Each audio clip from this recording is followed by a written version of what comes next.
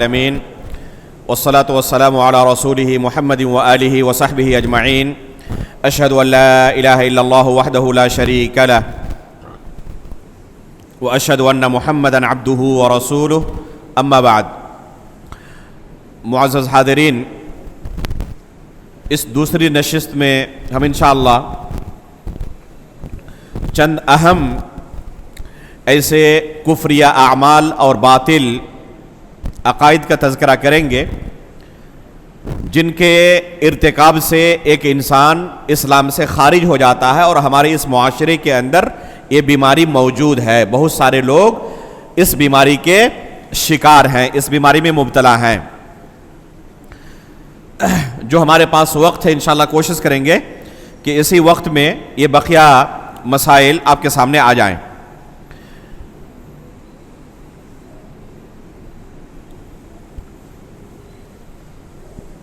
ایک عقیدہ اور عمل جو ایک انسان کو اسلام سے خارج کر سکتا ہے وہ یہ ہے کہ شریعت کے کسی مسئلے کے بارے میں بغض، کراہیت، نفرت رکھی جائے. کوئی شخص شریعت کے کسی مسئلے سے بغض رکھے، نفرت رکھے، کراہت کی نظر سے اسے دیکھے، گرچہ اس پر عمل بھی کر رہا ہے، لیکن اس کے دل میں محبت نہیں ہے، نفرت ہے، اس کے دل میں بغض ہے، کراہیت ہے اس عمل کو لے کر. وہ کہہ رہا ہے کہ شریعت کے تمام مسائل تو بہت اچھے ہیں، لیکن دو چار مسائل ایسے ہیں جو مجھے پسند نہیں ہیں، جو مجھے اچھے نہیں لگتے ہیں. اگر یہ نہ ہوتے شریعت کے اندر تو زیادہ اچھا ہوتا، یہ اسلام بڑا بہترین مذہب ہوتا اگر بس یہ دو چار یہ قوانین جو ہیں یہ نکال دیے جاتے. تو اللہ رب العالمین نے قرآن کریم کے اندر حکم ہمیں کیا دیا ہے؟ ادخلوا فی السلم کافہ، مکمل طریقے سے اسلام کے اندر داخل ہو جاؤ. ایسا نہیں کہ اپنی عقل کے کسوٹی پر اسے پہلے تولو، جو پسند ہو اسے قبول کرو، اور جو تمہاری ناقص عقل میں تمہیں ناپسند لگے اسے ریجیکٹ کر دو. نہیں، اس کی گنجائش نہیں ہے. اگر کوئی شخص شریعت کے کسی بھی چھوٹے سے چھوٹے مسئلے کو بھی کراہت کی نظر سے دیکھے، اسے یقین ہو کہ یہ شریعت کا مسئلہ ہے، شریعت کا فیصلہ ہے، اسے شک نہیں ہے. ایک ہوتا ہے کہ کسی کو تردد ہو دلیل کو لے کر کہ یہ چیز شریعت میں ہے یا نہیں ہے. بعض علماء کہتے ہیں کہ یہ حدیث صحیح ہے، بعض علماء کہتے ہیں حدیث ضعیف ہے، اس وجہ سے مجھے تردد ہے، شک ہے کہ یہ شریعت کا حصہ ہے یا شریعت کا حصہ نہیں ہے. یہ الگ مسئلہ ہے. یہاں پر جسے کفر کہا جا رہا ہے وہ کیا چیز ہے؟ کہ وہ تسلیم کر رہا ہے کہ میں مانتا ہوں کہ اللہ رب العالمین نے کہا ہے قرآن کے اندر اسے، لیکن مجھے بس یہ قانون پسند نہیں ہے. وہ کہے کہ ختنہ والا جو سسٹم ہے نا، مجھے بس یہی چیز پسند نہیں ہے اسلام کے اندر. فجر کی نماز خصوصاً سردی کے موسم میں بس یہی چیز مجھے پسند نہیں ہے، باقی اسلام کی تمام چیزیں اچھی ہیں. گرمی کے موسم میں، سخت گرمی میں، دھوپ میں یہ روزہ جو کبھی کبھی آ جاتا ہے نا، یہ مجھے بس پسند نہیں ہے، باقی تمام چیزیں مجھے اچھی لگتی ہیں اسلام کی. وہ اپنے حساب سے اسلام کو ڈھالنا چاہے، جس طریقے سے اللہ رب العالمین نے نازل کیا ہے اس طریقے سے نہیں، اپنی مرضی کے مطابق اسلام کو ڈھالنا چاہے تو یہ اس کا طریقہ اسے اسلام سے خارج کر دے گا. گرچہ عمل بھی کر رہا ہو، روزہ بھی رکھ رہا ہے، وہ فجر کی نماز میں سب سے پہلے حاضر ہوتا ہے، لیکن ناپسندیدگی کے ساتھ. اسے پوچھا جائے کہ تمہیں پسند ہے یا نہیں ہے، کہے نہیں مجھے بالکل پسند نہیں ہے عمل، لیکن کر رہا ہے. وہ گرچہ عمل کر رہا ہو، اگر ناپسندیدگی کی نگاہ سے شریعت کے کسی مسئلے کو دیکھے تو اس وجہ سے وہ کیا ہو جائے گا؟ اسلام سے خارج ہو جائے گا، مسلمان باقی نہیں رہے گا. اور افسوس کی بات یہ ہے کہ جنہیں ہم دانشور مفکر کہتے ہیں، ان کے یہاں ایسی چیزوں کی بڑی لمبی فہرست ہے، اور ہمارے نوجوان انہی کے لٹریچرز پڑھتے ہیں اور وہی فکر اخذ کرتے ہیں، اور شریعت کے ایک دو نہیں بے شمار مسائل کے اوپر نقطہ چینی کرتے ہیں۔ کبھی آپ دیکھیں گے پردے کے اوپر نقطہ چینی کرتے ہوئے، کبھی طلاق کے سسٹم پر نقطہ چینی کرتے ہوئے، کبھی تعدد ازواج پر نقطہ چینی کرتے ہوئے، کبھی سزاؤں کے بارے میں اسلام کے اندر جو سزائیں نافذ کی گئی ہیں ان کے اوپر نقطہ چینی کرتے ہوئے۔ المہم شریعت کے بے شمار ایسے قوانین ہیں، ایسے مسائل ہیں جو اس بندے کو پسند نہیں ہے، جن پر یہ نقطہ چینی کرتا ہے۔ اور نقطہ چینی صرف ایسا نہیں کہ اپنی خاص مجلس میں کسی کے سامنے کرتا ہو، باضابطہ مہم چھڑے ہوئے ہے، لکھتا ہے باضابطہ، وہ سوشل میڈیا میں باضابطہ کتابیں لکھتا ہے، اور سوشل میڈیا میں اس کے اچھے خاصے فالورز بن چکے ہیں۔ اس وجہ سے کہتے ہیں کہ اسلام کے تمام قوانین دنیا کے اندر سب سے افضل مذہب ہے، بس یہ چند چیزیں نکال دی جائیں تو۔ زکوٰۃ کا سسٹم اسے پسند نہیں ہے، کسی کو نماز کا سسٹم پسند نہیں ہے، کسی کو روزے کا سسٹم پسند نہیں ہے، کوئی سمجھ رہا ہے کہ حج کے لیے ایک انسان جاتا ہے 20 دن 30 دن 40 دن کے لیے، دنیا سے کٹ کر، انسان کی ایک ایک منٹ قیمتی ہے، اور ایک انسان حج کے لیے جائے گا 10 دن 20 دن 30 دن کے لیے دنیا سے کٹ کر۔ ایک دو شخص کا معاملہ نہیں، لاکھوں لوگ دنیا سے کٹ کر زندگی گزاریں گے اللہ کی عبادت میں۔ نہیں، یہ اسلام مجھے پسند نہیں ہے۔ باضابطہ لوگ صراحت کرتے ہیں، یہ ڈھکی چھپی چیز نہیں ہے۔ ہمارے اس معاشرے کے اندر ابھی چند سالوں پہلے کی بات ہے، پڑوسی ملک کے ایک وزیر نے باضابطہ یہ آن دا کیمرہ بیان دیا حج کے موسم میں کہ دیکھیں آپ کتنے لوگ، لاکھوں لوگ جا کر ابھی مکہ میں دنیا سے کٹے ہوئے ہیں، کوئی انجینئر ہے، کوئی ڈاکٹر ہے، کوئی وکیل ہے، کوئی اور کسی پیشے سے جڑا ہوا ہے، اگر وہ حج میں نہ جاتے کتنا فائدہ لوگوں کو پہنچاتے۔ لیکن ایک دو شخص کی بات نہیں ہے، لاکھوں لوگ جن کے ایک ایک منٹ سے امت فائدہ اٹھا سکتی تھی، کئی مئی تک، ہفتے تک، بلکہ مہینے یا اس سے بھی زیادہ دنیا سے کٹ کر یہ زندگی گزاریں گے۔ تو یہ اتنا بڑا خسارہ ہے۔ مجھے بس یہ قانون پسند نہیں ہے۔ کیا کہا جائے گا؟ اسلام اس نقطہ چینی کی گنجائش دیتا ہے کسی کو؟ نہیں۔ اگر کسی کو اسلام من و عن اسی طرح قبول نہیں ہے جیسے اللہ نے نازل کیا ہے، اور اپنی خواہش کے مطابق اسے ڈھالے، اور اسے جو چیزیں پسند ہو قبول کرے، جو چیزیں پسند نہ ہو کہے کہ وہ چیزیں مجھے پسند نہیں ہے، میں ناپسندیدگی کی نگاہ سے ان چیزوں کو دیکھتا ہوں، تو ایسا شخص اس ناپسندیدگی کی وجہ سے، اس کراہت کی وجہ سے، اس بغض و نفرت کی وجہ سے اسلام سے خارج ہو جائے گا، مسلمان باقی نہیں رہے گا۔ کچھ دنوں پہلے کی بات ہے، ایک شخص فون پر مجھے بہت زیادہ الٹا سیدھا کہنے لگا۔ کس وجہ سے؟ کہ آپ لوگوں نے جو پردے کا سسٹم ہی کیا ہے، ہم پریشان ہو گئے اس سسٹم سے۔ میری بیٹی آپ لوگوں کے درس سنتی ہے اور پردے کا اہتمام کرنے لگی ہے، اس وجہ سے اچھے گھرانوں سے رشتے نہیں آتے۔ ہم اس کو کافی سمجھا رہے ہیں لیکن کسی صورت میں پردہ نہیں چھوڑنا چاہتی ہے۔ تو کیسا آپ لوگوں نے یہ قانون نافذ کیا ہے؟ کیسا آپ لوگوں نے یہ ان کے ذہن و دماغ میں داخل کر دیا؟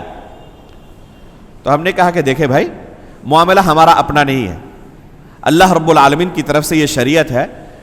اللہ رب العالمین نے کسی کے اوپر زبردستی نہیں کیا ہے، تمہیں ماننا پڑے گا۔ آپ اگر اسلام کو فالو کرنا چاہتے ہیں تو یہ اسلام ہے، آپ کی مرضی کے مطابق اسے توڑ مڑوڑ کر تو پیش کرنے کی گنجائش نہیں ہے۔ مینوان آپ کو تسلیم ہو آپ قبول کریں، آپ کو تسلیم نہ ہو تو کوئی آپ کے اوپر داروغہ بننا ہو نہیں ہے کہ آپ کو ماننا ہی پڑے گا۔ اگر کوئی شخص نہیں ماننا چاہتا تو اللہ رب العالمین کے پاس اس کا فیصلہ ہوگا۔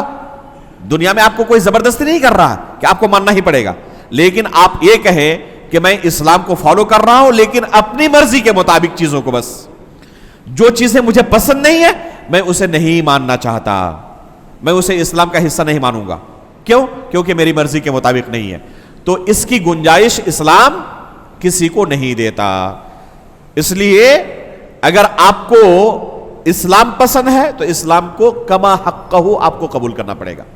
آپ یہ نہیں کہہ سکتے کہ کہ فلاں فلاں فلاں فلاں مسئلہ مجھے پسند نہیں ہے، اس لیے میں ان چیزوں کو کیا سمجھتا ہوں، اگر نکال دیا جائے تو زیادہ بہتر ہے. تو یہ بغض، یہ نفرت، یہ کراہیت اس شخص کو دائرے اسلام سے خارج کر دے گی، وہ شخص مسلمان باقی نہیں رہے گا. چھٹا ناقض، یعنی ایسا چھٹا عمل جو ایک انسان کو اسلام سے خارج کر دے، وہ یہ ہے کہ کوئی شخص اللہ، اس کے رسول یا شریعت کے کسی مسئلے کا مذاق اڑائے. مذاق اڑانا انتہائی گھٹیا حرکت ہے. مذاق اڑانا انتہائی گھٹیا حرکت ہے. اور جس کے پاس بھی عقل نام کی چیز ہے دنیا کے اندر، چاہے وہ کسی بھی مذہب سے جڑا ہوا ہو، وہ اپنے مذہب کے مقدسات کا مذاق اڑاتے ہوئے دیکھنا برداشت نہیں کر سکتا. کسی بھی مذہب میں آپ چلے جائیں، جن کے پاس عقل ہے اور اپنے مذہب کو وہ سمجھتا ہے کہ یہ درست ہے اور اس مذہب کے ساتھ جڑا ہوا ہے، کسی بھی مذہب کے ساتھ، اس مذہب کی مقدس چیزوں کا آپ مذاق اڑائیں، دیکھیں آپ کے خلاف کیا کرتے ہیں وہ. ہندوستان کے اندر بے شمار مذاہب پائے جاتے ہیں، اس مذہب کے اندر مقدس ہستیاں موجود ہیں، ہے یا نہیں؟ ہر مذہب کے اندر، جیسے ہمارے یہاں اللہ کے رسول ہیں، صحابہ کرام ہیں، علماء اسلام جو گزرے ہیں، ائمہ کرام گزرے ہیں، مقدس ہستیاں ہیں. دوسرے مذہب کے اندر بھی اس طرح مقدس ہستیاں ہیں. کوئی شخص اگر کسی مذہب کی کسی مقدس ہستی کا مذاق اڑائے تو دیکھے کہ اس مذہب کے ماننے والے اس کا کیا حشر کرتے ہیں. پورا روڈ جام کر دیں گے، پورا شہر بند کر دیں گے کہ جس نے مذاق اڑایا ہے پہلے اس کو ہمارے سامنے پیش کر، اس کو ہم کیا کریں گے، اس کا ہمیں سر چاہیے. ہوتا ہے نہیں ہوتا؟ کوئی بھی شخص مذاق اڑایا جانا برداشت نہیں کر سکتا اپنے مذہب کا یا اپنے مذہب کی مقدسات کا یا مقدس ہستیوں کا. تو کیا اسلام کے تعلق سے یہی عمل کوئی شخص مسلمان ہونے کے بعد کرے تو کیا اس کو اس کی گنجائش دی جا سکتی ہے کہ تم اللہ کا مذاق اڑاؤ، اس کے رسول کا مذاق اڑاؤ، شریعت کے مسائل کا مذاق اڑاؤ؟ اگر کسی کے والدین کا کوئی مذاق اڑائے برداشت کر پائے گا؟ وہ نہیں کر پائے گا. تو اگر کوئی شخص اسلام کے کسی مسئلے کا مذاق اڑائے تو یہ مذاق اڑانا اسے، یہ استہزاء اسے دائرے اسلام سے خارج کر دے گا. اگر کسی کا مذاق اڑایا جائے تو اس سے جو تکلیف پہنچتی ہے، ابھی کسی محفل میں آپ موجود ہو اور وہاں پر سب لوگ آپ کی کھلی اڑانے لگے، آپ کو کیسا محسوس ہوگا؟ ذرا غور کریں. آپ کی عزت کے ساتھ لوگ کھیل رہے ہیں، آپ کی کھلی اڑا رہے ہیں، آپ کا مذاق اڑا رہے ہیں سب، تو آپ کو کیسا محسوس ہوگا؟ اما عائشہ رضی اللہ تعالی عنہا اللہ کے رسول صلی اللہ علیہ وسلم سے پوچھتی ہیں کہ اللہ کے رسول، جنگ احد میں جو آپ کو اور آپ کے صحابہ کو مشکلات کا سامنا کرنا پڑا، اللہ کے رسول صلی اللہ علیہ وسلم کا دندان مبارک شہید ہوا، 70 صحابہ کرام شہید ہوئے، تو کیا آپ کی زندگی میں کوئی دن ایسا گزرا ہے جو جنگ احد والے دن سے بھی زیادہ سخت ہو آپ کے لیے؟ جنگ احد میں جو آپ کو تکلیف پہنچائی گئی، کیا آپ کی زندگی میں کوئی دن ایسا ہے جس دن آپ کو اس سے بھی زیادہ تکلیف پہنچائی گئی ہو، تکلیف دی گئی ہو؟ تو اللہ کے رسول صلی اللہ علیہ وسلم نے کیا کہا کہ ہاں، اس سے بھی زیادہ مجھے تکلیف دی گئی ہے. کب؟ میں بنو ثقیف کے پاس پہنچا تھا، عبد ابن یالیل کے پاس، اور وہاں پر میں نے اللہ رب العالمین کا پیغام لوگوں کے سامنے پہنچایا، لیکن ان لوگوں نے میرا مذاق اڑایا، چھوٹے بچوں کو میرے پیچھے لگا دیا اور سب میری کھلی اڑا رہے تھے. وہاں پر میں ایک ان کے درمیان مذاق بن کر رہ گیا تھا. وہ تکلیف جو مجھے پہنچی ہے بنو ثقیف کے دن، جنگ احد سے بھی زیادہ وہ میرے لیے تکلیف دہ ہے. اب ذرا غور کریں اللہ کے رسول صلی اللہ علیہ وسلم کیا فرما رہے ہیں. جنگ احد میں 70 صحابہ کرام شہید ہوئے، اللہ کے رسول صلی اللہ علیہ وسلم کا چہرہ خون آلود کر دیا گیا. یہ جو جسمانی تکلیف پہنچائی گئی، اس سے کہیں زیادہ اللہ کے رسول کو تکلیف اس وقت پہنچی تھی جب اللہ کے رسول کا مذاق اڑایا گیا تھا بنو ثقیف کے اندر. چھوٹے بچوں کو اللہ کے رسول کے پیچھے لگا دیا گیا تھا اور سب کے سب اللہ کے رسول کا مذاق اڑا رہے تھے. اللہ کے رسول کو اس سے زیادہ تکلیف پہنچی ہے. کوئی بھی عقل مند شخص مذاق اڑایا جانا برداشت نہیں کر پاتا. اب اگر کوئی شخص اللہ کا، اس کے رسول کا، شریعت کے کسی مسئلے کا مذاق اڑائے تو کیا اس کے بعد وہ مسلمان باقی رہ سکتا ہے؟ علماء نے بالاجماع جن مسائل کو نواقض اسلام میں سے شمار کیا ہے کہ ایک انسان اسلام سے خارج ہو جاتا ہے، ان میں سے ایک مذاق اڑانا ہے. کہ اگر کوئی شخص مذاق اڑائے شریعت کے کسی مسئلے کا تو فوراً اسلام سے خارج ہو جاتا ہے، مسلمان باقی نہیں رہتا. آج آپ دیکھیں بعض لوگ اسے بالکل سیریس نہیں لیتے. ان کی مجلسوں کے اندر گفتگو کا موضوع اسلام کے بعض مسائل ہوتے ہیں اور ایک دوسرے کی تفریح کے لیے، تفریح تباہ کے لیے کیا کرتے ہیں؟ اسلامی مسائل کا مذاق اڑاتے ہیں. اسلامی مسائل کا، کوئی داڑھی کا مذاق اڑا رہا ہے، کوئی پردے کا مذاق اڑا رہا ہے، کوئی جہنم کے عذاب کا مذاق اڑا رہا ہے، کوئی جنت کی نعمتوں کا مذاق اڑا رہا ہے، کوئی قبر کے عذاب کا مذاق اڑا رہا ہے. عجیب و غریب لوگوں کی حالت ہے. لوگ مذاق اڑاتے ہیں. کوئی عبادت کا مذاق اڑا رہا ہے کہ فلاں شخص نماز پڑھ رہا ہے تو وہ دیکھ کر ایسا لگا کہ بندر ناچ رہا ہے. نعوذ باللہ من ذالک. بعض لوگ اس طرح شعائر اسلام کا مذاق اڑاتے ہیں. بعض لوگ کیا کہتے ہیں؟ ایسی جنت میں کون جائے جس میں ہزاروں برس کی حوریں ہوں. نعوذ باللہ من ذالک. جنت کی نعمتوں کا مذاق اڑا رہے ہیں. تو یہ مذاق اڑانا ایک شخص کو اسلام سے خارج کر دیتا ہے، مسلمان باقی نہیں رہتا. اس لیے کبھی اسلام کے تعلق سے کوئی زبان کھولے تو انتہائی محتاط انداز میں، کبھی بھی مذاق اڑانے والا لہجہ نہ ہو. اسلام کے مسائل کا تذکرہ کرتے ہوئے، اللہ اور اس کے رسول کا تذکرہ کرتے ہوئے کبھی کوئی مذاق نہ اڑائے. ساتویں چیز جس سے ایک انسان اسلام سے خارج ہو جاتا ہے وہ ہے جادو ٹونا. اور ہمارے اس ماحول میں بکثرت یہ عمل موجود ہے. جادو کرنا، جادو کرانا، سیکھنا، سکھانا، یہ سب کفریہ اعمال ہیں. اللہ رب العالمین نے اسے کفر قرار دیا ہے. آپ سورۃ البقرہ میں ہاروت و ماروت کا قصہ پڑھیں. اللہ رب العالمین نے ہاروت و ماروت کا قصہ بیان کرتے ہوئے اسے بار بار کفر کہا. استاد محترم شیخ عبد الرزاق البدر حفظہ اللہ اس آیت کی تفسیر کرتے ہوئے کہتے تھے کہ اس میں 1 2 نہیں 10 دلائل موجود ہیں کہ جادو کرنا، جادو کرانا، کسی سے سیکھنا یا سکھانا، یہ سب کے سب کفر. 1 2 نہیں 10 دلائل موجود ہیں اس آیت کے اندر. وَاتَّبَعُوا مَا تَتْلُو الشَّيَاطِينُ عَلَى مُلْكِ سُلَيْمَانَ وَمَا كَفَرَ سُلَيْمَانُ وَلَكِنَّ الشَّيَاطِينَ كَفَرُوا يُعَلِّمُونَ النَّاسَ السِّحْرَ. شیاطین کے کفر کا تذکرہ اللہ رب العالمین نے کس عمل کو ذکر کرتے ہوئے کہا ہے؟ یعلمون الناس السحر. لوگوں کو کیا کرتے تھے شیطان؟ لوگوں کو جادو سکھاتے تھے. پتا چلا کہ جادو سکھانا کیا ہے؟ کفر ہے. وما يعلمان من احد حتى يقولا انما نحن فتنة فلا تكفر. یہ دونوں ہاروت و ماروت کسی کو اس وقت تک جادو نہیں سکھاتے جب تک کہ اس سے یہ نہیں کہتے کہ دیکھو ہم اللہ کی طرف سے آزمائش کے طور پر آئے ہوئے ہیں، کفر نہ کرو. جادو سیکھو گے کافر ہو جاؤ گے. پہلے تنبیہ کرتے تھے، اس کے باوجود کوئی سیکھنا چاہتا تب سکھاتے، لیکن تنبیہ کرنے کے بعد کہ جادو سیکھنے کی بنا پر تم کیا ہو جاؤ گے؟ کافر ہو جاؤ گے، مسلمان باقی نہیں رہو گے. کیوں آخر جادو کو کفر کہا گیا؟ کیونکہ ایک جادوگر اس وقت تک جادو کر ہی نہیں سکتا، ممکن ہی نہیں ہے جب تک کہ کفر و شرک کے راستے سے نہ گزرے. ایک جادوگر کیسے جادو کرتا ہے؟ شیطان کی مدد سے جادو کرتا ہے. اور شیطان اس وقت تک کسی انسان کی مدد نہیں کرتا جب تک کہ اسے شرک یا کفر نہ کرا لے.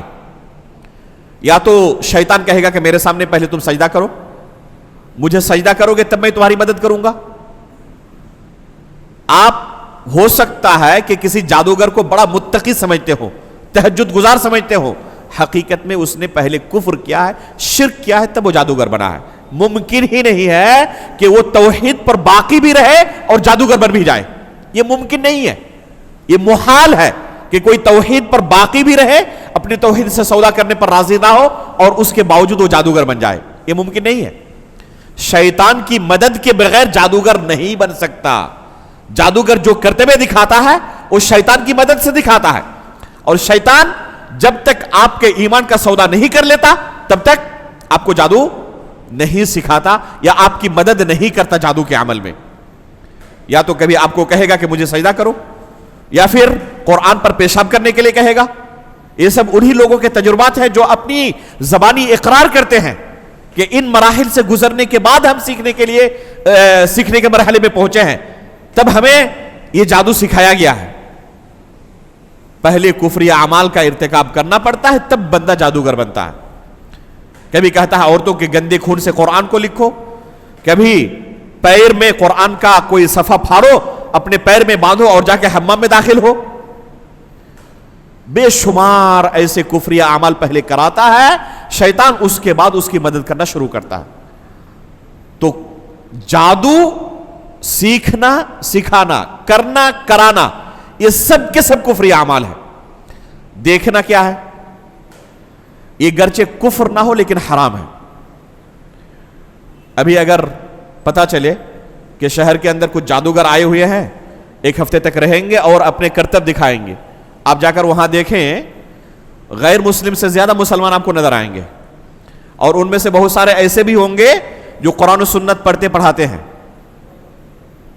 ان مسائل کا تذکرہ نہ ہونے کی وجہ سے اور سنگینی بیان نہ کیے جانے کی وجہ سے لوگ اپنے ایمان کا سودا کرنے تک تیار ہو جاتے ہیں, حالانکہ یہ حرام ہے اقل درجہ.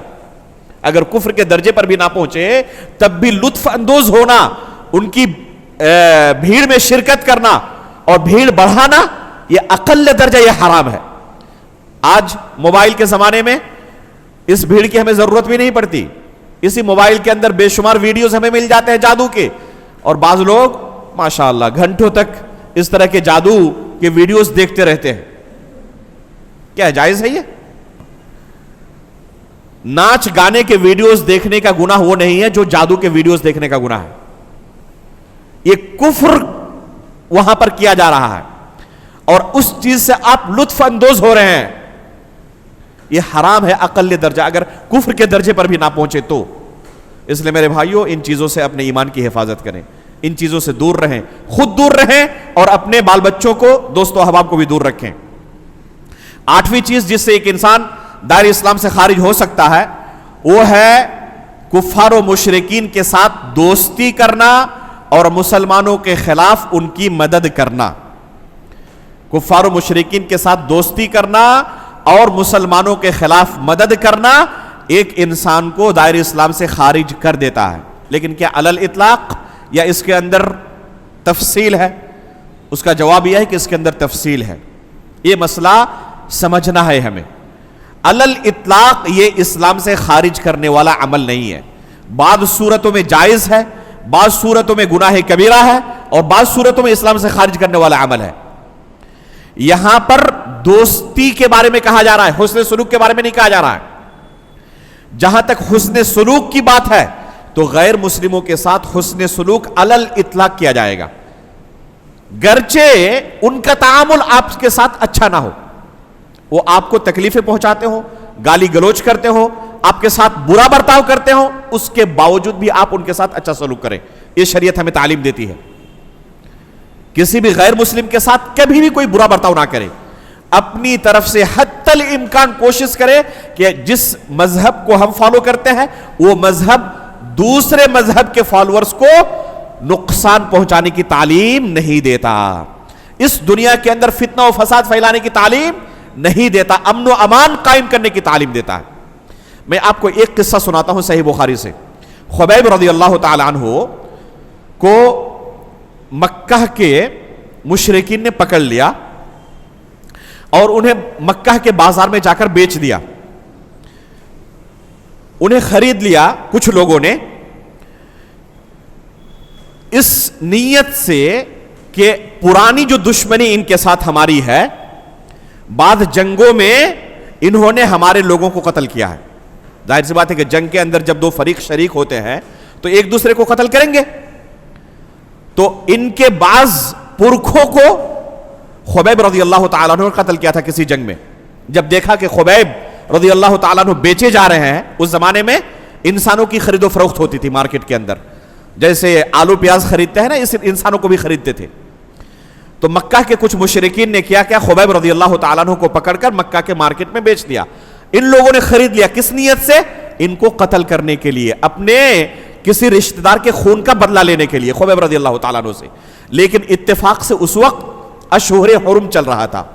اشہر حرم جانتے ہیں نا، 4 مہینے ایسے ہیں جن کو اشہر حرم کہا جاتا ہے. ان مہینوں میں قتل و غارت گری کو مکہ کے لوگ بھی جائز نہیں سمجھتے تھے. مکہ کے مشرکین بھی ان مہینوں کا احترام کرتے تھے اور کسی کو قتل نہیں کرتے تھے.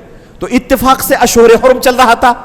انہیں انتقام لینے کی وجہ سے کیا کرنا ہے؟ خبیب رضی اللہ تعالیٰ کو قتل کرنا ہے، لیکن ابھی قتل نہیں کر سکتے. تو کیا کیا انہوں نے؟ ان کو خرید کر اپنے گھر میں ان کو قید کر دیا، بیڑیوں سے جکڑ دیا. خبیب رضی اللہ تعالیٰ عنہ کو قتل کریں گے، جیسے یہ مہینہ ختم ہوگا فوراً، جیسے مہینہ ختم ہوگا قتل کر ڈالیں گے. خبیب رضی اللہ تعالیٰ کو بھی پتا ہے، گھر والوں کو بھی پتا ہے. ایک دن کیا ہوا، گھر کی ایک خاتون سے خبیب رضی اللہ تعالیٰ نے استرا طلب کیا غیر ضروری بالوں کو صاف کرنے کے لیے. ان کے ہاتھ میں استرا ہے. اسی خاتون کا ایک بچہ کھیلتے ہوئے خبیب رضی اللہ تعالیٰ عنہ کے پاس پہنچ گیا. خبیب رضی اللہ تعالیٰ عنہ نے اس بچے کو اپنی ران پر گود میں بیٹھا لیا اور ان کے ہاتھ میں استرا ہے اور اپنے غیر ضروری بالوں کو صاف کر رہے ہیں وہ. اسی دوران یہ خاتون غافل تھی اپنے بچے سے. اسی دوران اس خاتون کی نظر پڑتی ہے اپنے بچے پر، اور جیسے ہی دیکھتی ہے کہ میرا بچہ دشمن کے گود میں، اور دشمن کے ہاتھ میں کیا ہے؟ استرا ہے. اور ایک کون سا دشمن ہے؟ جسے ابھی ہم قتل کرنے والے ہیں. اب ذرا بتائیں، دنیا کے کسی بھی مذہب کے اندر کوئی بھی مذہب ایسا کوئی دکھا سکتا ہے کہ ایسے شخص کو بھی آپ معاف کر دیں جو آپ کو قتل کرنے والا ہے؟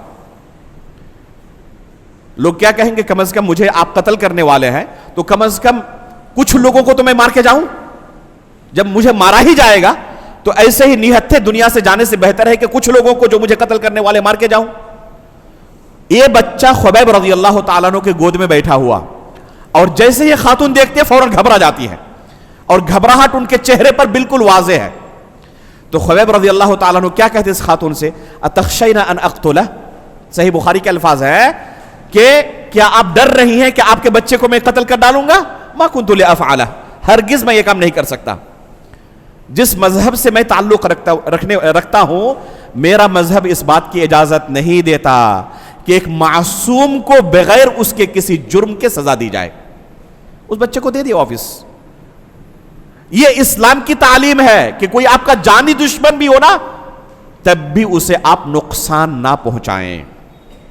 اس کے ساتھ کیا کریں؟ حسن سلوک کریں. تو حسن سلوک یہ الگ چیز ہے. قرآن میں اللہ رب العالمین کا ارشاد ہے وَإِن جَاهَدَاكَ عَلَىٰ أَن تُشْرِكَ بِي مَا لَيْسَ لَكَ بِهِ عِلْمٍ فَلَا تُطِعْهُمَا وَصَاحِبْهُمَا فِي الدُّنْيَا مَعْرُوفًا. تمہارے والدین مشرک ہوں، تمہیں شرک کرنے پر مجبور کریں، ان کی بات نہ مانو، اطاعت نہ کرو، لیکن دنیاوی معاملات کا جہاں تک تعلق ہے تو ان کے ساتھ حسن سلوک کرو.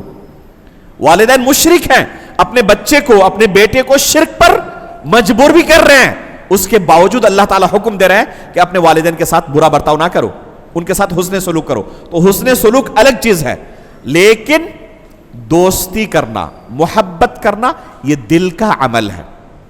جیسے اگر کوئی شخص کسی مسلمان سے، اللہ کے نیک بندے سے اللہ کے لیے محبت کرے، یہ نیک عمل ہے یا نہیں ہے؟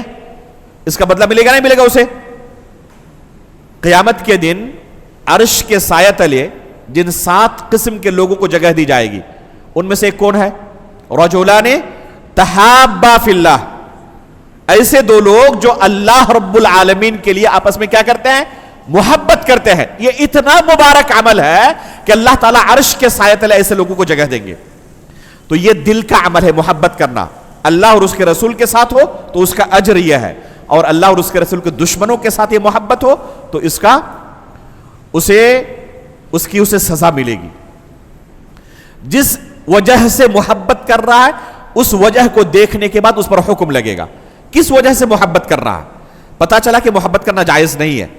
محبت کس کے ساتھ ہوگی؟ اللہ اور اس کے رسول کے ساتھ, اور اللہ اور اس کے رسول کے احکام کی تعمیل کرنے والوں کے ساتھ, اللہ اور اس کے رسول کے مطابق زندگی گزارنے والوں کے ساتھ محبت ہو سکتی ہے. باقی اللہ اور اس کے رسول کے دشمنوں کے ساتھ محبت نہیں ہو سکتی ہے. حسن سلوک ہوگا لیکن محبت نہیں ہو سکتی. اب اگر کسی کی محبت ہو اللہ اور اس کے رسول کے دشمنوں کے ساتھ, تو اس کا کیا حکم ہے؟ اس کا حکم محبت کی وجہ کے اعتبار سے الگ الگ لگے گا. دیکھا جائے گا کس وجہ سے محبت کر رہا ہے. اگر کوئی شخص کسی غیر مسلم سے اس کے کفر اور شرک کی وجہ سے محبت کر رہا ہے, کسی غیر مسلم سے کس لیے محبت کر رہا ہے؟ اس کے کفر کی وجہ سے, اس کے شرک کی وجہ سے. مثال کے طور پر کہے کہ یہ جو ان غیر مسلموں کا یہ تہوار ہے نا, اس تہوار میں انسانیت کا بہت بڑا درس دیا گیا ہے, اس وجہ سے مجھے یہ تہوار پسند ہے, اور اس وجہ سے اس تہوار کے منانے والے مجھے پسند ہیں اور ان سے میں محبت کرتا ہوں. تو محبت کی وجہ کیا ہے؟ ان کا کفر اور شرک. وہ عمل کیا ہے؟ وہ کفری عمل ہے, اور اس کفری عمل کی وجہ سے ایک غیر مسلم کے ساتھ وہ محبت کر رہا ہے. تو یہ محبت اسے دائرے اسلام سے خارج کر دے گی, وہ شخص مسلمان باقی نہیں رہے گا. لیکن اگر دنیاوی اغراض و مقاصد کی وجہ سے محبت کرتا ہے, دین کی وجہ سے نہیں, کسی غیر مسلم کے ساتھ محبت کس لیے ہے؟ کیونکہ وہ میرا کیا ہے؟ تجارت کے اندر پارٹنر ہے. اب اس کے ساتھ حسن سلوک کریں, اسلام نے حکم دیا ہے. کبھی بھی اس کے ساتھ خیانت نہ کریں, ڈیوٹی کے اندر گھوٹالہ نہ کریں, آپ کبھی بھی اس کا اعتماد, اس کے اعتماد کو کبھی ٹھیس نہ پہنچائیں. یہ حکم دیا شریعت نے. لیکن دوستی کرنا یہ دل کا عمل ہے. آپ اگر دوستی نہ کرتے تب بھی اس کو کوئی اعتراض نہیں تھا, لیکن آپ تجارت کی وجہ سے اس کے ساتھ دوستی کرنا شروع کر دی, تو یہ دوستی جو دل کا عمل ہے, اس وجہ سے آپ کا مواخذہ ہوگا. یہ جائز نہیں ہے, یہ حرام ہے. اور تیسری صورت ہے دوستی کی یا محبت کی کہ جس پر انسان کا کنٹرول نہ ہو. جیسے کسی کے والدین غیر مسلم ہو اور اس نے اسلام قبول کیا ہے, تو والدین کے ساتھ جو فطری محبت ہوتی ہے, کیا اسے دل سے نکال سکتا ہے؟ وہ ممکن ہے؟ والدین کے ساتھ جو فطری محبت ہوتی ہے اسے دل سے نہیں نکال پائے گا. وہ یہ فطری محبت ہے, کسبی محبت نہیں ہے. اس پر انسان کا کنٹرول نہیں ہے, تو اس کا مواخذہ نہیں ہوگا, یہ معفو عنہ ہے. بس یہ صورت ہے جس پر اس کا مواخذہ نہیں ہوگا, معفو عنہ ہے محبت کی. جہاں تک مدد کرنے کی بات ہے مسلمانوں کے خلاف غیر مسلموں کی, تو اس کی بھی 3 صورتیں ہیں. مسلمانوں کے خلاف غیر مسلموں کی مدد کر رہا ہے غیر مسلموں کے دین کی وجہ سے. وہ چاہتا ہے کہ غیر مسلموں کا دین مسلمانوں کے دین پر غالب آ جائے, اور غیر مسلم مسلمانوں پر غالب آ جائے. مسلمان اور غیر مسلموں کے درمیان جنگ جاری ہے, اور ایک بندہ غیر مسلموں کی مدد کر رہا ہے اور چاہتا ہے کہ غیر مسلموں کا دین کیا ہو؟ اسلام پر غالب آ جائے, غیر مسلم مسلمانوں پر غالب آ جائے. تو یہ عمل اسے دائرے اسلام سے خارج کر دے گا, مسلمان باقی نہیں رہے گا. دوسری صورت ہے کہ اپنے دنیاوی اغراض و مقاصد کے لیے غیر مسلموں کی مدد کرے مسلمانوں کے خلاف, تو یہ گناہ کبیرہ ہے, کفر نہیں ہے. دلیل کیا ہے اس کی کہ گناہ کبیرہ ہے, کفر نہیں ہے؟ حاطب بن ابی بلتع رضی اللہ تعالیٰ عنہ کا قصہ جو صحیح بخاری کے اندر موجود ہے. اللہ کے رسول صلی اللہ علیہ وسلم کے زمانے میں یہ قصہ پیش آ چکا ہے. فتح مکہ کے موقع پر انتہائی رازدارانہ طریقے سے اللہ کے رسول صلی اللہ علیہ وسلم جنگ کی تیاری کر رہے ہیں, مکے پر حملے کی تیاری کر رہے ہیں. اور حاطب بن ابی بلتع رضی اللہ تعالیٰ عنہ ایک لیٹر لکھ رہے ہیں مکہ کے سرداروں کے نام. کس لیے؟ مقصد کیا ہے؟ حاطب رضی اللہ تعالیٰ عنہ کا مکہ کے اندر کوئی اپنا رشتہ دار نہیں تھا, لیکن ان کی جائیداد وہاں پر موجود تھی, مال و متاع موجود تھا. یہ چاہتے تھے کہ قریش کے سرداروں کے نام ایک لیٹر لکھیں اور انہیں تھوڑا بس کیا کریں, انفارم کر دیں کہ ہم آپ پر چڑھائی کرنے والے ہیں, جتنی ہو سکے تیاری کر لیں. جانتے ہیں کہ اس سے پہلے جنگ خندق میں پوری دنیا کے جتنے مسلمانوں کے دشمن تھے سب کے سب جمع ہو چکے تھے, کچھ اکھاڑ نہیں پائے مسلمانوں کا. اس کے بعد بنو قریظہ جو مدینہ کے یہود تھے, انہوں نے بھی غیر مسلموں کا ساتھ دیا تھا, تو ان کے تمام لوگوں کو، تقریباً 600 لوگ تھے جتنے ان کے بالغ لوگ تھے، سب کو قتل کیا گیا۔ اس کے بعد غزوۃ المریسی پیش آیا، سرنڈر کر دیا، مسلمانوں کے خلاف کھڑے ہونے کی ہمت ہی نہیں دکھا سکے۔ خیبر میں وہاں بھی سرنڈر کر دیا۔ تو اس سے پہلے جتنی جنگیں اب ہو چکی ہیں غیر مسلموں کے یہاں، کفار و مشرکین کے یہاں، اب اتنی طاقت نہیں رہ گئی ہے کہ مسلمانوں کا مقابلہ کر سکے۔ تو حاتب رضی اللہ تعالیٰ عنہ واضح طور پر دیکھ رہے ہیں کہ مکہ کے لوگوں کے پاس اتنی طاقت نہیں ہے کہ ہمارا وہ کسی صورت میں مقابلہ کر سکتے ہیں، لیکن یعنی ان کو ہم یہ خبر دیں تو اسلام کو، مسلمانوں کو نقصان نہیں پہنچے گا۔ تھوڑا سا احسان ان پر کرنے کی وجہ سے فائدہ مجھے کیا ملے گا؟ میرے مال و متاع کی حفاظت ہو جائے گی وہاں پر۔ دوسرے جو مسلمان ہیں، ان کے بہت سارے رشتہ دار مکہ میں موجود ہیں، وہ تو حفاظت کر لیں گے، لیکن میرا تو کوئی نہیں ہے، تو کم از کم میرے مال و متاع کی وہ حفاظت کریں۔ اس مقصد سے انہوں نے ایک لیٹر لکھا۔ اللہ کے رسول صلی اللہ علیہ وسلم کو وحی کے ذریعے خبر ہو گئی۔ اللہ کے رسول صلی اللہ علیہ وسلم نے صحابہ کرام کو بھیجا، علی رضی اللہ تعالیٰ عنہ کو، ابو مرثد الغنوی رضی اللہ تعالیٰ عنہ کو، اور بعض صحابہ کرام کو بھیجا کہ جائیں مکہ کے راستے خاتون ہے، ان کے ساتھ ایک لیٹر ہے، روضہ خاخ تک پہنچنے سے پہلے پہلے یہ لیٹر پکڑ کر لائے میرے پاس۔ صحابہ کرام پہنچے، اس خاتون کو پکڑا انہوں نے، کہا کہ آپ کے پاس کوئی لیٹر ہے ہمارے حوالے کر دیں۔ انہوں نے کہا کہ میرے پاس کوئی لیٹر نہیں ہے۔ تلاشی لی، حقیقت میں کوئی لیٹر نہیں ملا۔ انہوں نے کہا کہ دیکھیں اللہ کے رسول نے کہا ہے کہ آپ کے پاس لیٹر ہے اور ہمیں یقین ہے کہ آپ کے پاس ہے، کیونکہ اللہ کے رسول نے کہا، گرچہ ہم تلاشی میں ناکام ہو گئے ہوں لیکن ہمیں یقین ہے، یا تو آسانی کے ساتھ ہمارے حوالے کر دیں یا پھر ہم ننگا کر کے آپ کو تلاشی لیں گے۔ جب وہ خاتون سمجھ گئی کہ یہ کسی صورت میں ٹس سے مس نہیں ہونے والے، ان کو یقین ہے میرے پاس لیٹر ہے، تو پھر لیٹر نکال کر ان کے حوالے کی۔ یہ صحابہ کرام لے کر لیٹر پہنچے مدینہ، دیکھا کہ حاتب رضی اللہ تعالیٰ عنہ کی طرف سے لیٹر لکھا گیا۔ تو اللہ کے رسول صلی اللہ علیہ وسلم نے پوچھا، ما ھذا یا حاتب، یہ دلیل ہے کہ مسلمانوں کے خلاف غیر مسلموں کی مدد کرنا علی الاطلاق کفر نہیں ہے۔ اگر علی الاطلاق کفر ہوتا تو اللہ کے رسول سوال ہی نہ کرتے کہ کیوں آپ نے یہ کام کیا۔ واضح طور پر مسلمانوں کے خلاف کفار کی مدد کر رہے ہیں، رازدارانہ طریقے سے مسلمان تیاری کر رہے ہیں، اور آپ ایک دشمن کو ہمارے پلان کے بارے میں خبر دے رہے ہیں، تو مسلمانوں کے خلاف کفار کی واضح طور پر مدد ہے یہ۔ اگر یہ کفر ہوتا تو اللہ کے رسول سوال ہی نہ کرتے حاتب رضی اللہ تعالیٰ عنہ سے، اور ان کے گردن مارنے کا حکم دیتے کہ مرتد ہو چکے ہیں، لیکن اللہ کے رسول صلی اللہ علیہ وسلم نے سوال پوچھا، ما ھذا یا حاتب، تو کیا فرمایا حاتب رضی اللہ تعالیٰ عنہ نے؟ اللہ کے رسول میرے معاملے میں جلد بازی نہ کریں، دیکھیں میں نے صرف یہ چھوٹا سا احسان ان کے اوپر اس لیے کیا تھا تاکہ میرے مال و متاع کی وہ حفاظت کریں۔ آپ میں سے ہر ایک کے کچھ نہ کچھ رشتہ دار وہاں موجود ہیں، کوئی نہ کوئی وہاں موجود ہے، ان کے مال و متاع کی حفاظت ہو جائے گی، میرا مال کون اس کی حفاظت کرے گا؟ تو بس میں چھوٹا سا احسان کرنا چاہتا تھا، اس کے علاوہ کوئی میرا مقصد نہیں۔ عمر فاروق رضی اللہ تعالیٰ عنہ وہی بیٹھے ہوئے تھے، کہہ رہے ہیں کہ دعنی اضرب عنق ھذا المنافق یا رسول اللہ کے رسول اجازت دے اس منافق کی گردن مار دیتا ہوں۔ اللہ کے رسول صلی اللہ علیہ وسلم نے کیا فرمایا کہ عمر آپ کو پتا نہیں کہ جنگ بدر کے اندر یہ شرکت کر چکے ہیں، اور خود اللہ رب العالمین نے کہا ہے کہ اعملوا ما شئتم فقد غفرت لکم، آج کے بعد جو مرضی آئے تم عمل کرو، پہلے ہی ہم نے تمہارے گناہوں کو معاف کر دیا ہے۔ اللہ کے رسول کا اس موقع پر یہ کہنا فقد غفرت لکم سے استدلال کرنا کہ یہ ایسا عمل تھا حاتب رضی اللہ تعالیٰ عنہ کا جس کے لیے مغفرت کی ضرورت ہے، یعنی یہ گناہ تھا۔ تو یہ دلیل ہے کہ اسلام کے خلاف اگر کفار کی کوئی مدد کر رہا ہے دنیاوی اغراض و مقاصد کے لیے، کفار کے دین کی وجہ سے نہیں بلکہ اپنے ذاتی مقاصد حاصل کرنے کے لیے، تو یہ گناہ کبیرہ ہے، کفر نہیں ہے۔ اور تیسری صورت ہے کہ کوئی شخص غیر مسلم کی مدد کرے مسلمانوں کے خلاف، کس لیے؟ انسانیت کی مصلحت کے لیے، تو یہ جائز ہے، یہ حرام نہیں ہے۔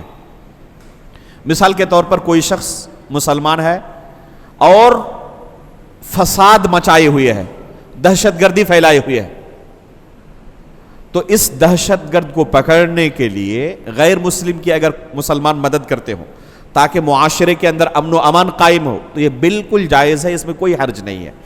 یہ نہیں کہا جائے گا کہ آپ نے ایک مسلمان کے خلاف غیر مسلم کی مدد کی ہے تو کفر ہے. نہیں، یہ کفر نہیں ہے، حرام بھی نہیں ہے، بلکہ جائز ہے، بلکہ مطلوب ہے یہاں پر کہ اس کے اس فتنے سے سماج اور معاشرے کو آپ پاک کریں. تو یہ تفصیل ہے مسلمانوں کے خلاف غیر مسلموں کی مدد کی. اس کے بعد 90 ناقض ہے، کوئی شخص کسی انسان کے بارے میں یہ عقیدہ رکھے کہ اس پر شریعت لاگو نہیں ہوتی. صوفیوں کے یہاں عام طور پر یہ چیز آپ کو مل جائے گی. ان کے جو اولیاء ہوتے ہیں ان کے نزدیک انبیاء سے بھی اعلیٰ درجے کے ہوتے ہیں.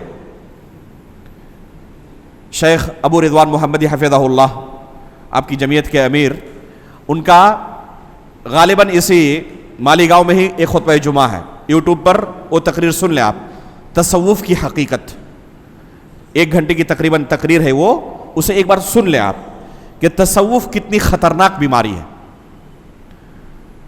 یہ صوفیہ کیا کہتے ہیں اپنے اولیاء کے بارے میں کہ ہمارے اولیاء جس دریا میں گوتا لگا رہے ہوتے ہیں، انبیاء کرام اس کے ساحل تک ہی رہ جاتے ہیں، کھڑے رہ جاتے ہیں. یہ ہے ان کے اولیاء کا مقام انبیاء کے بالمقابل. انبیاء سے بھی اعلیٰ درجے کے سمجھتے ہیں، نعوذ باللہ من ذالک. اور ان کے اولیاء کون ہوتے ہیں؟ آپ کو 1 نمبر کے نشیڑی لفنگ قسم کے ملیں گے، نشے میں دھت پڑے ہوئے، نماز روزے سے کوئی واسطہ نہیں، دین اسلام سے کوئی واسطہ نہیں، اور ان کے نزدیک بہت بڑے پیر ہیں. آپ اگر پوچھیں گے کہ یہ اگر اتنے بڑے پیر ہیں تو نماز روزہ کیوں نہیں کرتے، تو قرآن سے دلیل پیش کریں گے، وَاعْبُدْ رَبَّكَ حَتَّى يَأْتِيَكَ الْيَقِينُ. اللہ تعالیٰ نے کہا ہے کہ عبادت کب تک کرو جب تک تمہیں یقین نہ آ جائے. ہمارے یہ ولی جو ہے نا یقین کے مرحلے تک پہنچ چکے ہیں، اب انہیں عبادت کی ضرورت نہیں ہے. نعوذ باللہ من ذالک. اللہ کے رسول اور صحابہ کرام اس مرحلے تک نہیں پہنچ سکے کہ عبادت ساقط ہو جائے. آخری سانس تک اللہ کے رسول نماز کی فکر کر رہے ہیں اور بار بار وصیت کر رہے ہیں، الصلاۃ وما ملکت ایمانکم. اللہ کے رسول جس درجے تک نہیں پہنچ سکے، ان کے اولیاء اس درجے تک پہنچ گئے. اگر کوئی شخص اپنے کسی ولی کے بارے میں، پیر کے بارے میں، خواجہ غریب نواز کے بارے میں یہ عقیدہ رکھے کہ ان پر اللہ کے رسول کی شریعت لاگو نہیں ہوتی، یہ شریعت سے اوپر کی چیز ہے، تو ایسا عقیدہ رکھنے والا کافر ہو جائے گا، مسلمان باقی نہیں رہے گا. کیونکہ اللہ کے رسول تمام لوگوں کے لیے رسول بنا کر بھیجے گئے تھے، اور یہ اپنے اولیاء کو شریعت سے مستثنی سمجھتا ہے. تو ایسا عقیدہ رکھنے والا کیا ہو جائے گا؟ کافر ہو جائے گا، مسلمان باقی نہیں رہے گا. 10واں ناقض ہے کہ کوئی شخص دین اسلام سے اعراض کرے. اعراض کرنے کا معنی اگنور کرنا. آپ راستے سے جا رہے ہیں اپنے کسی خاص کام کے لیے، بہت ضروری کام ہے، اور 2 لوگ آپس میں لڑنے لگے، تو آپ کیا کرتے ہیں؟ اپنا کام چھوڑ کر گاڑی سے اتر کر ان دونوں کا تصفیہ کریں، ان دونوں کے درمیان صلح کرائیں، وہاں جا کر بیٹھیں اور دونوں کی بات سنیں. یہ کرتے ہیں یا کسی طرح بچا کر چاہتے ہیں کہ نکل جائیں، تاکہ جس آفس کے لیے جا رہا ہوں، جس نوکری کے لیے جا رہا ہوں، انٹرویو کے لیے جا رہا ہوں، فلائٹ پکڑنے کے لیے جا رہا ہوں، ٹرین پکڑنے کے لیے جا رہا ہوں، ہماری فلائٹ مس نہ ہو جائے، یہ چاہتے ہیں نا؟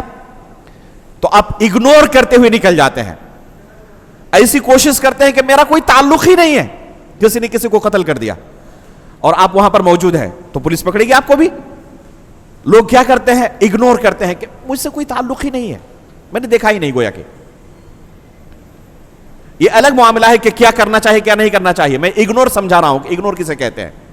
اگر کوئی شخص دین اسلام کے بارے میں اسی طرح کا تعامل کرے، اگنور کرے، یہ نماز روزے مجھ سے متعلق چیز نہیں ہے. آپ اگر کہیں کہ آپ مسلمان گھرانے سے تعلق رکھتے ہیں، چلے نماز پڑھیں، آج عید کا دن ہے، چلے عیدگاہ چلے، کہہ رہے نہیں یہ مجھ سے متعلق چیز نہیں ہے. آپ لوگ کہہ رہے ان چیزوں میں مجھے انٹرسٹ نہیں ہے. اس سے آپ پوچھیں کہ دن میں رات میں کتنی نماز اللہ نے فرض کی ہے، نہیں پتا اسے. وضو کرنے کا طریقہ نہیں پتا، نماز پڑھنے کا طریقہ نہیں پتا، کن چیزوں سے وضو ٹوٹ جاتا ہے، نماز ٹوٹ جاتی ہے، دین اسلام ٹوٹ جاتا ہے، نہیں پتا. رمضان مہینے میں روزہ رکھنا ہے، نہیں پتا اسے، بلکہ رمضان جیسا کوئی مہینہ ہے اسے نہیں پتا، حج کس مہینے میں کیا جاتا ہے نہیں پتا، آپ اسے کہیں چلیں آپ کو ہم سکھاتے ہیں آج کیسے وضو کیا جاتا ہے، کہہ رہے ہیں دیکھیں یہ مجھ سے ریلیٹڈ چیز نہیں ہے، آپ لوگ کہہ رہے ہیں ان فالتو کاموں کے لیے میرے پاس وقت نہیں ہے، تو ایسا شخص دین اسلام سے خارج ہو جائے گا، مسلمان باقی نہیں رہے گا، گرچہ اس کا نام زید، خالد، محمد، ابو بکر وغیرہ ہو۔ اگر اگنور کرتا ہے، اعراض کرتا ہے، نہ سیکھتا ہے نہ عمل کرتا ہے، تو ایسا شخص مسلمانوں جیسا نام رکھنے کے باوجود بھی، مسلم گھرانے میں پیدا ہونے کے باوجود بھی مسلمان باقی نہیں رہے گا، کافر ہو جائے گا۔ اور آج حالت بہت سارے علاقوں میں اسی طرح پہنچ چکی ہے۔ بنگال کے کچھ علاقے میں ہمارے کچھ رشتہ دار ہیں، وہ ایک دم اسی صورت کی عکاسی کرتے ہیں، بتاتے ہیں کہ ہمارے علاقے میں تقریباً یہی حالت ہے، پورے علاقے میں کوئی مدرسہ نہیں ہے، علماء کی کمی ہے، اور جہاں یہ دو چیزیں نہ ہوں، آپ کو ہو سکتا ہے کہ اس کا احساس نہ ہو، کیونکہ اتنی بڑی نعمت جامعہ محمد بن سورہ کی صورت میں آپ کے پاس موجود ہے، ان علاقوں میں جائیں جہاں پر کوئی دینی مدرسہ نہیں ہے، نہ مکتب کا سسٹم ہے، آپ کو ہو سکتا ہے مسجد بھی نظر نہ آئے کہیں پر، حالانکہ وہاں پر ان کے آدھار کارڈ وغیرہ چیک کریں، مسلمانوں جیسے نام ملیں گے۔ ماہ رمضان میں باضابطہ تمام کے تمام ہوٹل کھلے ہوئے ہیں، آپ جا کر کسی سے کہیں کہ رمضان مہینے میں آپ تو مسلمان جیسا نام لگ رہا ہے، کیوں کھا رہے ہیں کھانا؟ تو کہہ رہے ہیں کیوں، کیا ہو گیا؟ تعجب کے ساتھ پوچھتے ہیں، آپ روزہ نہیں رکھتے؟ روزہ کسے کہتے ہیں ہم نہیں جانتے، تو رمضان مہینے میں روزہ رکھنا پڑتا ہے، رمضان کون سا مہینہ ہوتا ہے؟ تعجب کے ساتھ پوچھتے ہیں۔ کیا خیال ہے کہ چونکہ وہ مسلمانوں جیسا نام رکھے ہوئے ہیں، مسلم گھرانے میں پیدا ہوئے ہیں، اس لیے مسلمان ہے وہ؟ نہیں، ایسے شخص کے لیے یہ کہا جائے گا کہ یہ شخص دین اسلام سے اعراض کی وجہ سے، ایک ہے سستی اور کاہلی کی وجہ سے، اس کی بات نہیں کر رہا ہوں، ایک ہے اعراض کرنا، پیٹھ دکھانا، اگنور کرنا، تو یہ اسلام سے اسے خارج کر دے گا، وہ مسلمان باقی نہیں رہے گا۔ یہ 10 جو نواقض ہیں، شیخ محمد بن عبد الوہاب رحمہ اللہ نے اپنی کتاب نواقض الاسلام کے اندر ان کا تذکرہ کیا ہے۔ اس کے اوپر میں چند چیزوں کا بس فہرست کے طور پر ذکر کر دیتا ہوں، وقت ایسے ہی بہت زیادہ ہو چکا۔ اگر کوئی شخص قرآن کو مخلوق کہے تو وہ بھی کافر ہو جائے گا، یہ بھی سلف کے ہاں ایک متفقہ عقیدہ ہے۔ امام ابن ابی حاتم الرازی رحمہ اللہ نے اجماع نقل کیا ہے تمام سلف صالحین کا کہ اگر کوئی شخص قرآن کو مخلوق کہتا ہے تو ایسا شخص کافر ہے۔ ابھی جہم بن صفوان کی ہم نے بات کی تھوڑی دیر پہلے پہلی نشست میں کہ جہم بن صفوان کو قتل کیا گیا تھا اسی جرم کی بنا پر، وہ اللہ رب العالمین کے صفت کلام کا انکار کرتا تھا، قرآن کو مخلوق کہتا تھا۔ تو اگر کوئی شخص قرآن کو مخلوق کہے تو کافر ہوگا، وہ مسلمان باقی نہیں رہے گا، یہاں تک کہ اگر اس کے کافر ہونے پر کسی کو شک ہو وہ بھی کافر ہو جائے گا، اور اس بارے میں بھی تمام سلف صالحین کا اجماع ہے۔ افسوس کی بات یہ ہے کہ یہ مسائل ہمارے درمیان بہت زیادہ ان کا تذکرہ نہ ہونے کی وجہ سے بہت سارے لوگوں کو یہ بھی نہیں پتا ہوتا کہ ہمیں عقیدہ کیا رکھنا چاہیے۔ آپ جا کر جائزہ لیں اپنے سماج اور معاشرے کا، جو لوگ نماز پڑھنے کے لیے آتے ہیں باضابطہ ماشاءاللہ دینی مزاج رکھتے ہیں، ان سے بھی پوچھیں کہ قرآن کے بارے میں آپ کا کیا خیال ہے، مخلوق ہے یا کیا کہیں گے آپ؟ اکثر و بیشتر لوگوں کا جواب آپ سنیں گے کہ پتہ نہیں ہے کہ کیا عقیدہ رکھنا چاہیے۔ تفصیل کا ابھی موقع نہیں ہے، دارالسلام ممرہ میں میرا ایک درس چل رہا ہے ابھی عقیدے اور منہج کے اوپر، گزشتہ 2 دروس میں اسی مسئلے پر ہم نے بحث کی ہے، دوسرے اور تیسرے درس میں اسی مسئلے پر بحث کی ہے کہ قرآن کے بارے میں اگر کوئی شخص مخلوق ہونے کا عقیدہ رکھے تو اس کا کیا حکم ہے، اور ہمارا کیا عقیدہ ہونا چاہیے دلائل کی روح سے، سلف صالحین کا کیا عقیدہ تھا۔ اختصار کے ساتھ قرآن کے بارے میں ہمارا عقیدہ یہ ہونا چاہیے کہ قرآن اللہ کا کلام ہے، قرآن اللہ کا کلام ہے، اللہ رب العالمین نے کلام کیا ہے۔ کلام کرنا کس کو کہتے ہیں؟ بات چیت کرنا، جسے ہم کہتے ہیں اردو میں۔ اللہ تعالیٰ نے کلام کیا ہے، اور کلام کے اندر 2 بنیادی صفت پائی جانی چاہیے، ایک ہے حرف، ایک ہے صوت، حروف ہو، لیٹرز ہو۔ اگر لیٹرز نہیں ہے تو کلام نہیں ہے۔ موبائل کے اندر گھنٹی بجتی ہے، آپ دروازہ تیز لگائیں آواز آتی ہے تو آپ اسے آواز کہتے ہیں، کلام نہیں کہتے۔ یہ نہیں کہتے کہ دروازہ بات کر رہا ہے، کیوں؟ کیونکہ اس کے اندر حروف نہیں پائے گئے، آواز پائی گئی۔ اگر حروف پائے جائیں آواز نہ ہو تب بھی اس کو کلام نہیں کہا جاتا۔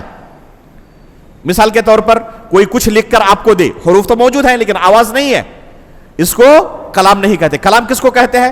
دو بنیادی صفت اس کے اندر پائی جائے، آواز ہو اور کیا ہو، حروف ہو۔ تو اللہ رب العالمین نے کلام کیا ہے، جبریل علیہ السلام نے اس کلام کو سنا ہے اور پھر اللہ کے رسول صلی اللہ علیہ وسلم پر اس کلام کو اتارا ہے۔ اللہ کے رسول صلی اللہ علیہ وسلم جبریل امین علیہ السلام سے اس کلام کو سنتے ہیں، ایسا نہیں جیسے باطل فرقے کہتے کہ اللہ کے رسول کے دل میں ڈال دیا گیا تھا، نہیں، اللہ کے رسول صلی اللہ علیہ وسلم جبریل امین علیہ السلام سے اس کلام کو سنتے ہیں اور پھر لوگوں کو بیان کرتے ہیں۔ قیامت کے قریب اس کلام کو دوبارہ اٹھا لیا جائے گا، لوگوں کے سینے سے بھی اور مصحف سے بھی، یہ کلام باقی نہیں رہے گا۔ آخری زمانے میں اگر کوئی اسے مخلوق کہے تو کافر ہو جائے گا۔ یہ اللہ کا کلام ہے، جیسے اللہ رب العالمین مخلوق نہیں خالق ہے ہمارا، اسی لیے اسی طرح اس کی کوئی صفت مخلوق نہیں ہے۔ ہم کہیں گے کلام کا اللہ کی صفت ہے، اس لیے قرآن مخلوق نہیں ہے، قرآن مخلوق نہیں ہے، یہ ہمارا عقیدہ ہونا چاہیے۔ اب اگر کوئی بندہ قرآن کو کہے کہ مخلوق ہے تو ایسا شخص کافر ہو جاتا ہے، ایسا شخص مسلمان نہیں ہوتا۔ افسوس کی بات یہ ہے کہ ہمارے ملک کے اندر جو دیوبندی حضرات پائے جاتے ہیں، یہ عقیدے کے باب میں امام ابو حنیفہ رحمہ اللہ کی تقلید نہیں کرتے، اشاعرہ کی اور ماتریدیہ کی تقلید کرتے ہیں۔ اور اشاعرہ کا عقیدہ کیا ہے؟ اللہ رب العالمین کے اس کلام کا انکار کرتے ہیں جس میں حرف اور صوت ہو۔ کیا کہتے ہیں؟ وہ کلام نفسی ہے، اور کلام نفسی حقیقت میں کوئی کلام ہے ہی نہیں۔ اشرف علی تھانوی کا اس تعلق سے عقیدہ پڑھے جو انہوں نے بیان کیا ہے ملفوظات حکیم امت کے اندر، تو آپ پائیں گے وہ کہتے ہیں کہ اللہ کے کلام کی دو قسم ہے، کلام نفسی اور کلام لفظی۔ کلام لفظی جو ابھی ہم نے بیان کیا کہ قرآن کے بارے میں ہمارا کیا عقیدہ ہونا چاہیے، اس کو کلام لفظی کہتے ہیں، ٹھیک ہے؟ تو کہتے ہیں کہ جو کلام نفسی ہے اللہ رب العالمین کا، وہ اللہ کے رسول سے افضل ہے۔ کیوں؟ کیونکہ یہ اللہ کی ذات کے ساتھ قائم ہے۔ اور جو کلام لفظی ہے اللہ کے رسول اس کلام لفظی سے افضل ہے۔ کیوں؟ کیونکہ کلام لفظی جو ہے اللہ کا وہ مخلوق ہے، اور تمام مخلوقات میں سب سے افضل مخلوق اللہ کے رسول ہے۔ اس لیے اللہ کا جو کلام لفظی حقیقت وہی کلام ہے، وہی قرآن ہے، تو اللہ کے رسول اس سے افضل ہے، کیونکہ مخلوقات میں سب سے افضل کون ہے؟ اللہ کے رسول ہے، اور وہ کلام لفظی جو ہے وہ ایک مخلوق ہے لیکن اللہ کے رسول سے مفضول ہے، وہ افضل نہیں ہے۔ لوگ یہی عقیدہ رکھتے ہیں، اس لیے میرے بھائیوں عقیدے کے معاملے کو سیریس لیں۔ ایسا نہ ہو کہ کسی کفری عقیدے کے اوپر آپ اپنی زندگی گزار دیں اور قبر کے اندر پوچھا جائے وما دینک، تو آپ یہی کفریہ دین پیش کریں اللہ رب العالمین کے سامنے۔ اس لیے سب سے زیادہ ایک انسان کو جس چیز کی حرص کرنی چاہیے وہ عقیدے کے مسائل کو سیکھنے کی۔ کہیں پتہ چلے کہ عقیدے کا کوئی درس ہو رہا ہے، شامل ہو۔ اگر لگے کہ سمجھنے میں مشکل ہو رہا ہے، بہت ساری باتیں نہیں سمجھ میں آ رہی ہیں، پھر بھی آپ جمے رہیں، آہستہ آہستہ یہ باتیں آسان ہو جائیں گی۔ پہلی مرتبہ سن رہے ہیں اس وجہ سے ہو سکتا ہے پریشانی ہو رہی ہو، بار بار سنیں گے آسان ہو جائے گا، اتنا مشکل نہیں لگے گا بعد میں۔ اس لیے عقیدے کو سیکھیں۔ اسی طرح ایک عقیدہ ہے کہ اگر کوئی شخص اللہ رب العالمین کے بارے میں عقیدہ رکھے کہ عرش پر مستوی نہیں، ہر جگہ موجود ہے، تو یہ بھی کفری عقیدہ ہے، اور اس وجہ سے بھی ایک انسان اسلام سے خارج ہو جائے گا۔ اسی طرح سے ایک باطل عقیدہ یہ ہے کہ کوئی شخص صحابہ اکرام کے بارے میں عقیدہ رکھے کہ نعوذ باللہ اللہ کے رسول صلی اللہ علیہ وسلم کی وفات کے بعد تمام کے تمام صحابہ کافر ہو گئے تھے، تو ایسا شخص بھی دائرہ اسلام سے خارج ہو جائے گا۔ یا نام لے کر ابو بکر صدیق رضی اللہ تعالیٰ عنہ، عمر فاروق رضی اللہ تعالیٰ عنہ، عثمان غنی رضی اللہ تعالیٰ عنہ، ام المؤمنین عائشہ رضی اللہ تعالیٰ عنہ، حفصہ رضی اللہ تعالیٰ عنہ کے بارے میں کہے کہ یہ کافر ہو چکے تھے، تو ایسا شخص مسلمان باقی نہیں رہے گا، ایسا شخص کافر ہو جائے گا۔ روافض کھلم کھلا اس کفری عقیدے کا اعلان کرتے ہیں، اور جماعت اسلامی والے ان کے ساتھ دوستی کے لیے مرے جا رہے ہوتے ہیں۔ آخر کس چیز پر ان کے ساتھ آپ دوستی کر سکتے ہیں؟ کوئی ایک چیز بتا دے کہ جو عقیدہ ان کا ہو آپ کا بھی ہو سکتا ہے۔ قدم قدم پر آپ کو ملے گا کہ یہ ایک متوازی دین ہے، اسلام کے بالمقابل ایک دین تیار کیا گیا ہے، اسلام کے ساتھ اس کا کوئی تعلق نہیں۔ تو اگر کوئی شخص صحابہ اکرام کے بارے میں یا تو بالعموم عقیدہ رکھے کہ تمام کے تمام کافر ہو چکے تھے، یا نام لے کر ابو بکر صدیق، عمر فاروق، عائشہ رضی اللہ تعالیٰ عنہ کہے کہ یہ کافر ہو چکے تھے تو ایسا شخص دین اسلام سے خارج ہو جائے گا، مسلمان باقی نہیں رہے گا۔ اسی طرح اگر کوئی شخص اللہ رب العالمین کو گالی دے، اللہ کے رسول کو گالی دے، یا اللہ اور اس کے رسول کے کلام کی توہین کرے، جان بوجھ کر بہت سارے لوگ توہین نہیں کر سکتے، لیکن ہمارے اس معاشرے کے اندر ایک بہت بڑی سستی اور کاہلی ہم دیکھتے ہیں اس تعلق سے۔ مدرسے کے اندر بچے پڑھتے ہیں اور کاپی میں کیا کرتے ہیں؟ قرآن و حدیث لکھتے رہتے ہیں۔ کاپی مکمل ہو گئی، کیا کرتے ہیں؟ اسے بیچ دیتے ہیں جا کر دکان میں، اور اسی میں وہ پکوڑی اور پتہ نہیں کیا کیا سامان آپ کو دیتے ہیں، اور اس میں کیا لکھا ہوا ہے؟ قرآن کی آیت لکھا، اللہ کا کلام ہے، اللہ کے رسول کا کلام ہے۔ کھانے کے بعد آپ اس ورقے کو پھینک دیتے ہیں اور اس پر پھر پیروں تلے اسے رونتے ہیں۔ توہین ہے یا نہیں ہے یہ؟ ہمارے ملک کے اندر آپ کو شاذ و نادر بھی شاید نہ ملے کہیں پر کوئی کوڑا دان ایسا ہو جس میں اوراق محترمہ کو ڈالنے کا بندوبست کیا گیا ہو۔ اوراق محترمہ مطلب ایسے اوراق جن میں اللہ کا نام لکھا ہو، اللہ کے رسول کا نام لکھا ہو، قرآن کی آیت لکھی ہو، حدیث لکھی ہو، کوئی دعا لکھی ہو۔ میرا نام جیسے ہے فاروق عبداللہ، اللہ کا نام وہاں موجود ہے۔ جائز نہیں ہے کہ جہاں پر اللہ کا لفظ موجود ہے اسے آپ پھینک دیں اور اسے پیروں تلے رون دیں۔ ایک کفر ہے، اگر جان بوجھ کر کوئی کرے گا تو کافر ہو جائے گا۔ آپ سعودی عرب چلے جائیں، اس ملک کے محاسن میں سے آپ کو قدم قدم پر احساس ہوگا کہ اسلامی تربیت کیا ہوتی ہے اور غیر اسلامی تربیت کیا ہوتی ہے۔ مدینہ یونیورسٹی کے اندر آپ کو 10-20 ایسے کوڑے دان مل جائیں گے جن کے اوپر موٹے حرفوں میں لکھا ہوا ہے للأوراق المحترمہ فقط۔ اس کوڑے دان میں آپ کوڑا نہیں ڈال سکتے، صرف محترم اوراق ڈالیں گے۔ قرآن کا نسخہ آپ کے گھر میں ہے، پرانا ہو چکا ہے، بوسیدہ ہو چکا ہے، استعمال کے لائق نہیں ہے، کیا کریں گے اس کو؟ اگر اس طرح کا بندوبست ہو تو کتنا اچھا ہوگا کہ محترم اوراق کے اس میں ہم جا کر اسے ڈالیں اور پھر اس کا کیا کیا جائے؟ یا تو اسے جلا دیا جائے یا اسے دفن کر دیا جائے۔ دونوں طریقہ جائز ہے، یا تو اسے جلا دیا جائے جیسے عثمان غنی رضی اللہ تعالیٰ عنہ کے زمانے میں ہوا تھا، یا پھر اسے دفن کر دیا جائے، اور اس بارے میں بھی علماء اکرام کے فتاوے موجود ہیں، لیکن توہین جائز نہیں ہے۔ اور افسوس کی بات ہے کہ بہت زیادہ یہ توہین ہمارے یہاں ہوتی ہے، یہاں تک کہ افسوس واللہ کبھی دل پھٹ جاتا ہے دیکھ کر۔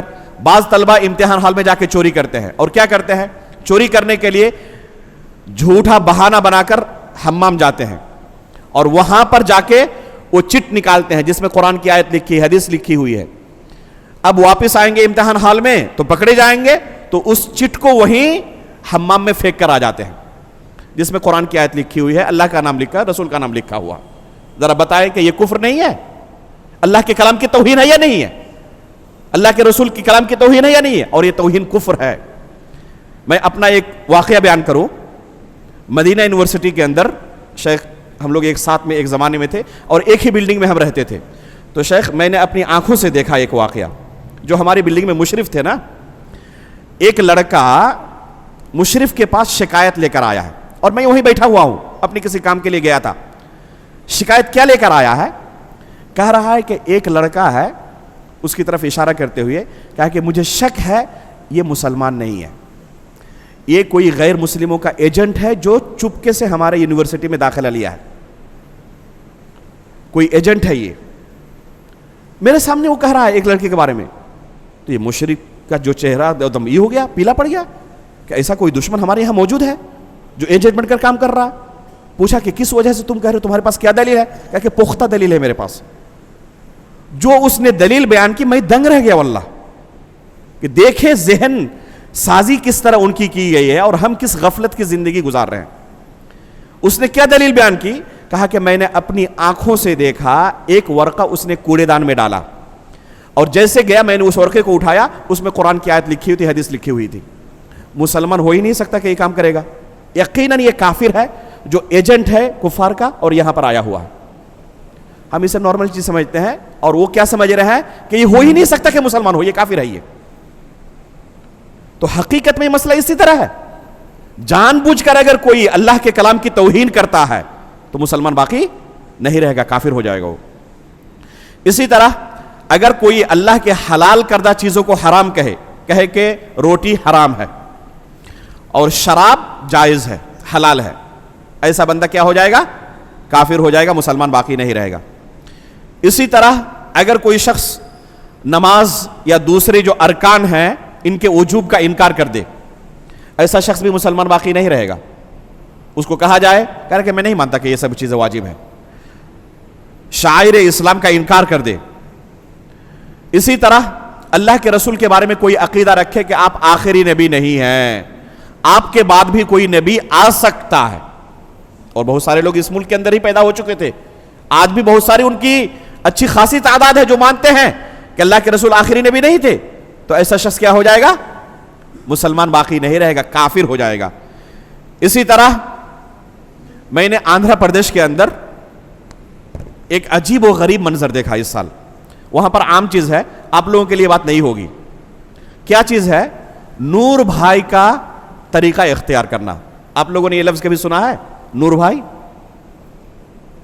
شاید آپ لوگوں کے لیے نیا لفظ ہو، اس علاقے میں عام لفظ ہے یہ، فوراً لوگ سمجھ جائیں گے کہ نور بھائی کیا ہے۔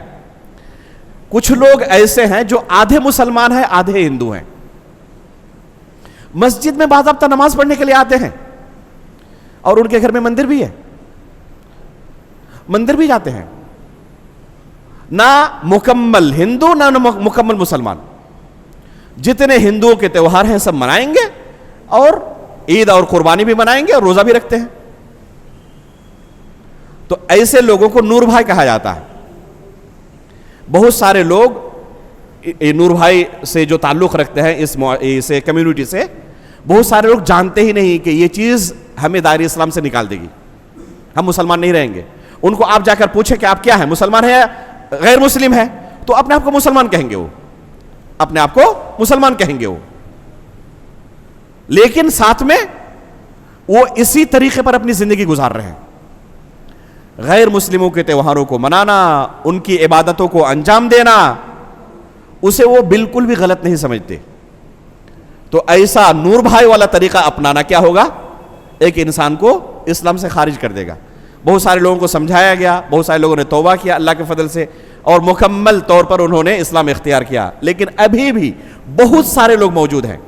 جہاں پر میری رہائش تھی اسی میں جو ہمارے پڑوسی، تو ایک ہفتے تک میں ان کو غیر مسلم سمجھتا رہا، ان کے جو اعمال تھے یہ دیکھ کر میں غیر مسلم سمجھتا رہا، اچھا ان کے ساتھ تعامل رہا ہمارا۔ ایک ہفتے بعد پتا چلا کہ یہ بندہ مسلمان ہے لیکن نور بھائی ہے، وہ روزہ بھی رکھ رہا ہے، لیکن ان کے جتنے اعمال تھے بظاہر سب کے سب غیر مسلموں کے اعمال تھے۔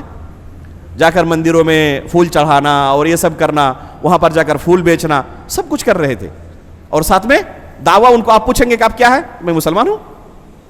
تو یہ نور بھائی والا عقیدہ یا عمل اگر کوئی شخص اختیار کرے تو کیا ہوگا؟ دائرہ اسلام سے خارج ہو جائے گا۔ یہ چند اعمال تھے جنہیں ہم نے اختصار کے ساتھ بیان کیا۔